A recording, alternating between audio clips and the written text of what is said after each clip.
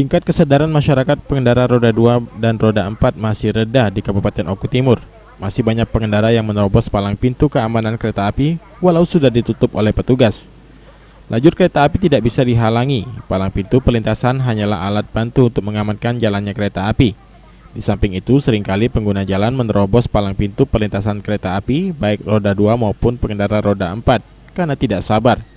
Ditambah lagi, supir angkot yang membawa banyak penumpang seringkali nekat menerobos, padahal keselamatan hal yang paling utama. Masih banyaknya pengendara terutama sepeda motor yang menerobos pintu perlintasan kereta api saat kereta hendak melintas. Sinyal peringatan sudah diberikan oleh penjaga palang pintu kereta api untuk menjaga keselamatan pengendara.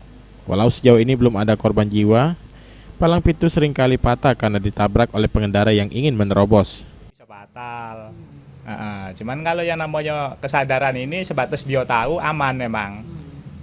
Karena ini istilahnya itu bukan untuk memperhambat dia tuh nak berjalan, gitu cuma ngasih istilahnya kereta nak lewat tuh harap selamat, percaya itu. Jatmiko, PAL TV.